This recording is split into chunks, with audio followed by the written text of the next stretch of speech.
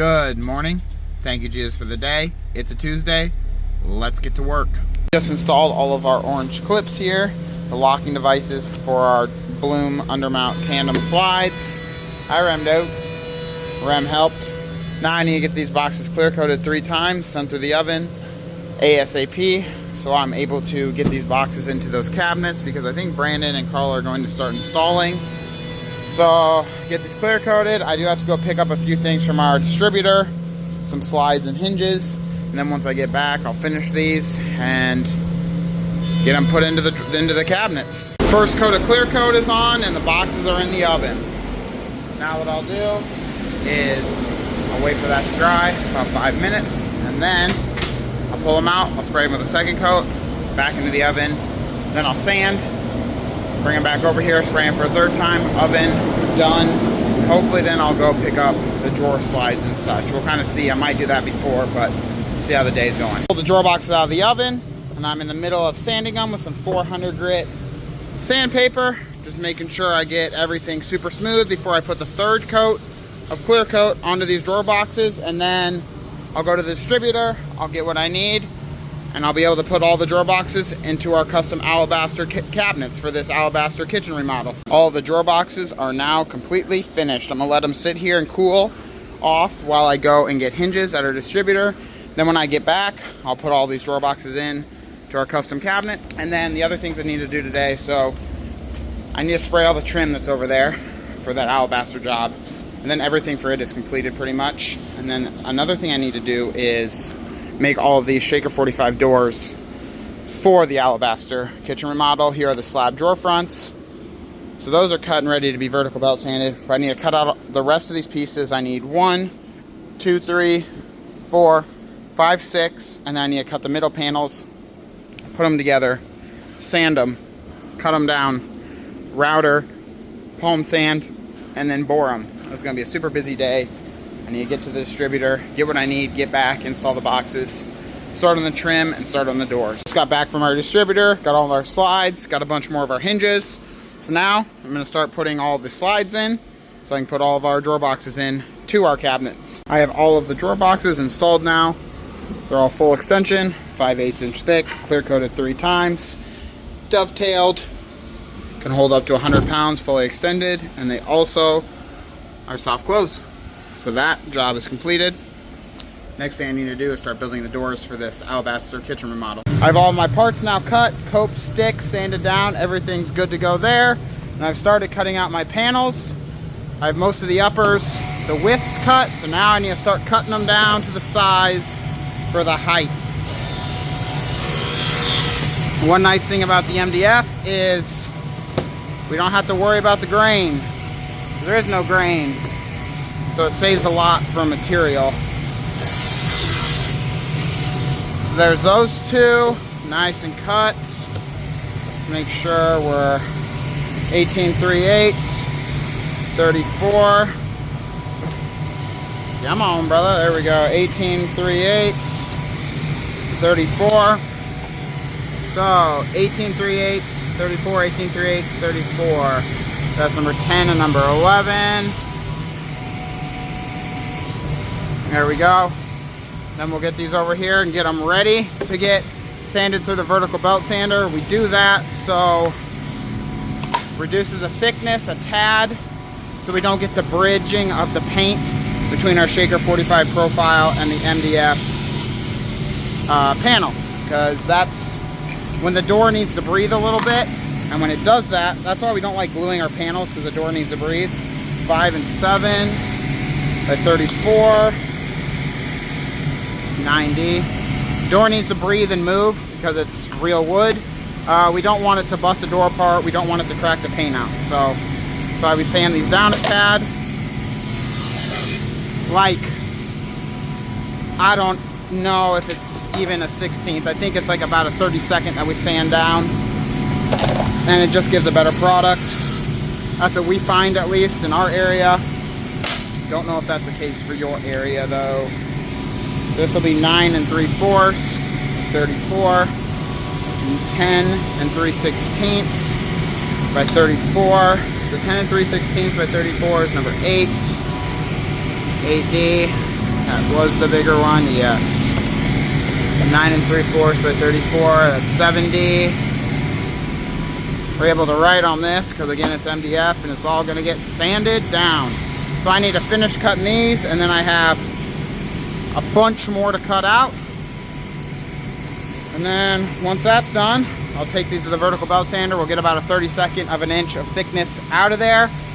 We start putting all these Shaker 45 doors together for our white oak kitchen remodel. Over here, getting ready to sand down our panels. Again, we're just gonna take about a 32nd off. That way the paint or the product we use isn't able to bridge. You don't want that to bridge. So we want a nice little gap so the door can breathe. And everything will be perfect for the client, durability wise at least. Try to get these sanded as quickly as possible so I can start putting these doors together. Jacob's finishing taping, so he's doing a really good job over there. He's gonna come back and get his van ready for tomorrow and then help me start putting these together. And Carl and Brandon are doing well on the install. Brandon came back and got most of the lowers. I think there's 2 more lowers that are still here that we'll grab tomorrow. I need to try to finish these doors today and get a lot of that trim sprayed.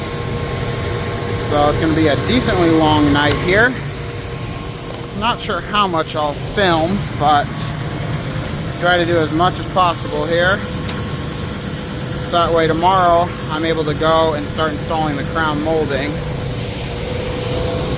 at the white oak, or not white oak, holy smokes, that was the last job, at the Alabaster Kitchen Remodel. We're doing good here.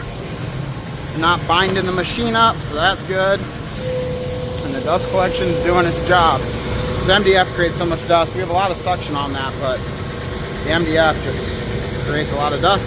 So it's not getting airborne, so that's good at least. But I'm gonna keep sanding this, probably finish this pass and do 2 more small passes. And then once that's completed, I'll start putting doors together. I have 2 of the doors put together right here, Shaker 45 profile. There's a little gap right there between the panel and the 45 profile. That's what we want. Now, I'm gonna start putting our panel buddies inside of these doors. Leave them away from the edge so there's room for the cope. Now, put them in the cope right here. That size of stick, 2 for each is fine. There we go. Take my front piece. I'll use my glue. I'm going to try to stay away from the front, so that way the glue doesn't get on the inside panel. If possible, put the number facing forward. There we go. Give me some more glue. Right in there. That was the wrong side, Tyler. Come on, Tyler. Right in the crevice. Use ample amounts of glue. So that way everything holds together. The copes and the sticks are super tight, so that also helps obviously, but the glue is what's doing the heavy lifting here. There we go. Bring this over here. Move that back. Move that back. Slide this in here. Center that more up. Get everything pushed over. See how it does. It's tight everywhere. Seams are tight. Everything's tight. Good. Pin nail it. That way everything stays together till the glue fully dries. Smear some putty. Cover up our pinholes. There we go. Ouch, that pin nail wasn't fully set and it just got me big and bad. That hurts so bad. Okay, well, that was fun. Let's look at our front, wipe off all this glue here. So I wanted to try to keep it away from the front. So that way, it wouldn't get on the panel. Oh, that looks Perfect right there. Okay.